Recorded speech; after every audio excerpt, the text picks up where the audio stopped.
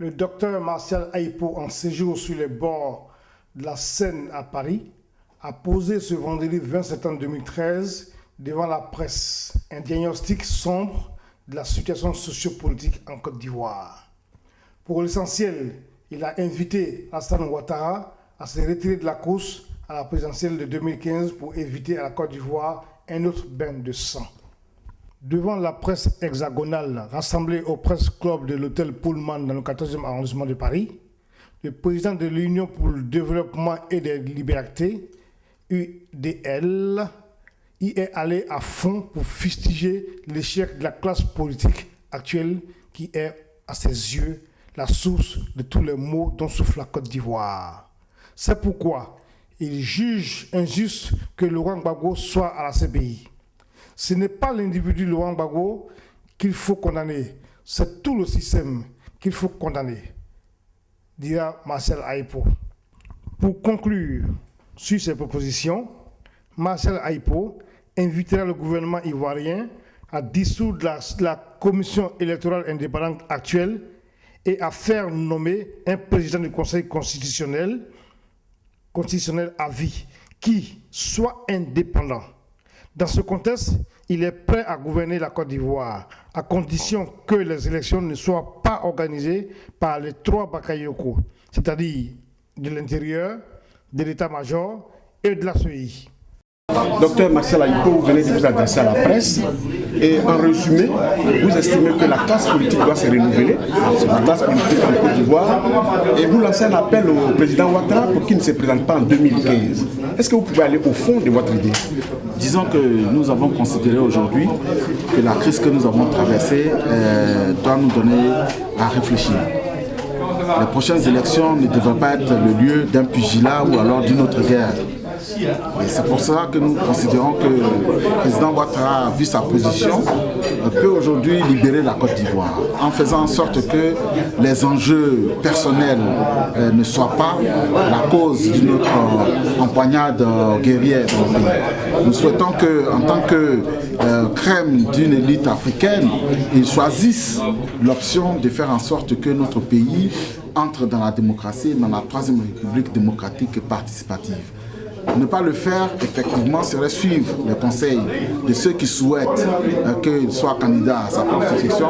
Mais pour nous, être président n'est pas forcément une position qui peut permettre à un individu d'aider son pays. On peut être président ou on peut être un simple citoyen et on peut l'aider. Aujourd'hui, il a cette possibilité de faire en sorte que le pays ne rentre pas dans une guerre et ça, c'est plus important que toute autre considération. Quelqu'un disait tantôt que les jeunes de votre génération, ceux de la FESI, se sont littéralement grillés politiquement. Alors, au vu de cela, est-ce que vous estimez pouvoir porter votre voix plus loin? Est-ce que vous pensez pouvoir être entendu? Bon, disons que chacun a sa propre histoire. L'histoire des uns et des autres ne peut pas mettre un comme moi. Ce que j'ai fait comme activité en tant que syndicat, c'est reconnu de tous. Ça n'a rien à voir avec l'histoire qui est liée à la guerre des machines. Ensuite, depuis 23 ans, je suis resté sur ma position de combattant des libertés, pour faire en sorte qu'effectivement la démocratie devienne une réalité dans notre pays. Et donc à partir de ce moment-là, chacun peut voir que ma pratique a été différente. Donc je ne peux pas parler pour les autres. Et puis ensuite, je considère que dans tous les cas de figure, c'est Dieu seul qui détermine l'avenir de l'homme. À partir de ce moment-là, je reste serein.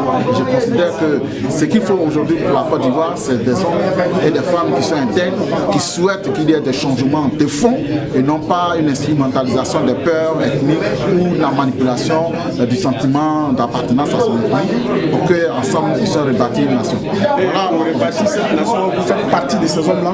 Je crois que mon histoire personnelle, en tant que leader studentin et aussi en tant que critique sociale et aussi effectivement en tant que quelqu'un qui a toujours connu des positions d'intégrité, font que peut-être je peux être celui qui pourrait éventuellement aider les Ivoiriens à sortir de cette situation-là. Oui, docteur Marcel Aïpo, pour conclure, dans votre intime conviction, est-ce que vous pensez que le président Laurent Gbagbo a sa place à l'AE? Moi, je ne crois pas que le président ait sa place à l'AE, comme je l'ai expliqué. Je dis que ce conflit est lié à un système qui est mis en place depuis des années. Et c'est ce système-là qui refuse la démocratisation. À partir du moment où un individu seul est pris pour être l'expression de ce refus de cette démocratie-là, ce n'est pas juste. Ce qu'il aurait fallu, si on voulait que tous ceux qui ne veulent pas de la démocratie ou qu'on accuse d'avoir refusé le verdict des urnes soient en prison, je ne crois pas que ce soit Gbagbo seul qui soit là-bas. C'est pour ça qu'à mon avis, il n'est pas bien de faire que la justice soit seulement à un seul sang. Non, je ne dirais pas de vainqueur parce que personne n'a gagné la guerre à Abidjan. Tout le monde sait ce qui s'est passé à Abidjan. Vous savez que s'il n'y avait pas l'intervention de l'armée française, on serait encore en train de se déchiqueter à Abidjan. Donc, personne n'a gagné la guerre. Seulement, il y a eu que le camp de Ouattara a pris le palais présidentiel et il est important qu'ils se rendent compte que de la même manière, ils peuvent perdre le pouvoir.